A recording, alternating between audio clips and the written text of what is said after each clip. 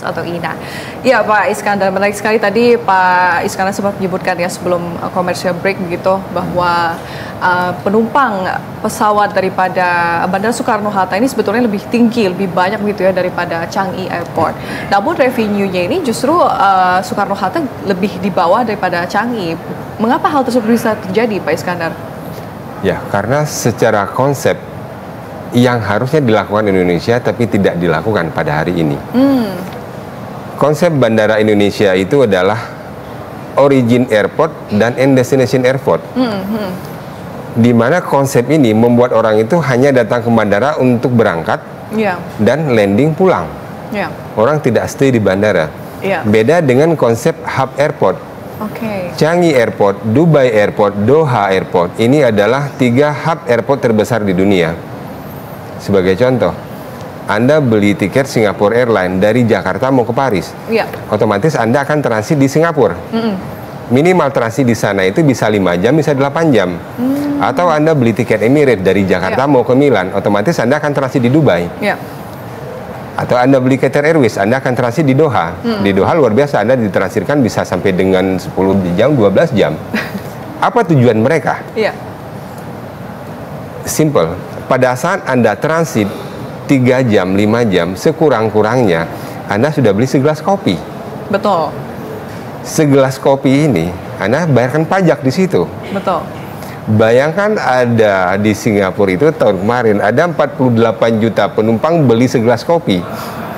48 juta gelas kopi terjual. Dan berapa persen pajak mereka bayarkan? Ini salah satu contoh hitungan kalkulator sederhana. Nah, atau sebagai contoh di Indonesia, Bandara Soekarno-Hatta Jakarta tahun 2024 kemarin total penumpangnya itu 54 juta. Betul. Seminim-minim mungkin satu orang akan spend money 100.000 rupiah untuk beli secangkir kopi dan sepiring nasi. Dan di sini sudah ada 11% pajak dibayarkan. Dengan kalkulator sederhana aja itu sudah berapa revenue pemerintah harusnya didapatkan.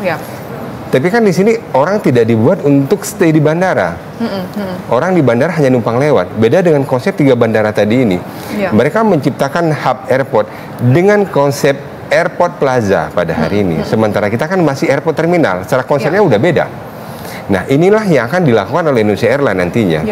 Indonesia Airlines akan berkomunikasi dengan Kementerian BUMN untuk meminta satu hak, dan kita akan mengajukan satu permohonan KPBU agar Indonesia Airlines ini bisa mengelola satu terminal sendiri.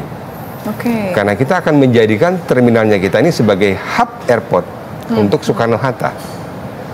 Nah, dengan skema KPBU ini, ada beberapa benefit yang kita bisa tawarkan kepada pemerintah yang selama ini mungkin tidak mereka dapatkan di pengelolaan bandara sebelumnya. Nah, di sini pemerintah nanti akan mengkaji jika benefit ini diberikan akan berdampak besar. Tidak hanya kita bicara aviasi di sini, tapi airline ini akan memiliki multiple impact kepada penyerapan tenaga kerja. Penyerapan tenaga kerja di dunia aviasi ini begitu luar biasa banyaknya.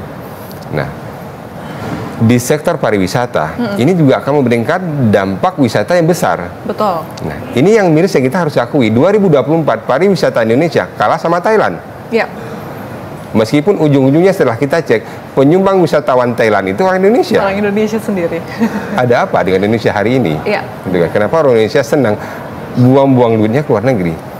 Nah, kenapa kita tidak bisa membolak-balikan itu adalah kita membawa wisatawan dari luar ke Indonesia, membawa mereka berbisnis kepada Indonesia. Dan ini sangat mungkin dilakukan karena sebagian pengamat mengatakan Indonesia ini tidak ramah investor. Indonesia tidak disenangi investor. Kata siapa? Di Singapura itu mereka punya satu organisasi itu, tugasnya itu adalah mengumpulkan investor dari seluruh dunia. Mereka bawa ke Singapura, sampai di Singapura mereka tebar ke semua negara-negara di Asia. Dan tujuan utama di organisasi tersebut adalah Indonesia. Jadi bukan investor itu nggak mau ke Indonesia direct, tapi mereka tidak, yang pertama tidak dapat akses, yang kedua mereka dapat jalan yang salah begitu ke Indonesia. Belum lagi ada hal-hal negatif yang mungkin selama ini pernah dilakukan. Nah, ini yang membuat mereka lebih memilih datang ke Singapura terlebih dahulu. Di Singapura lah mereka ini diarahkan. Sektornya apa, bidangnya apa, partnernya dengan kementerian mana, partnernya itu dengan provinsi mana, partnernya itu dengan perusahaan yang mana di Indonesia. Nah, tapi kalau ini bisa dilakukan di Indonesia, Indonesia nggak butuh Singapura pada dasarnya. Oke, berarti Indonesia Airlines saat ini sedang mengajukan untuk bisa mendapatkan satu terminal tersendiri.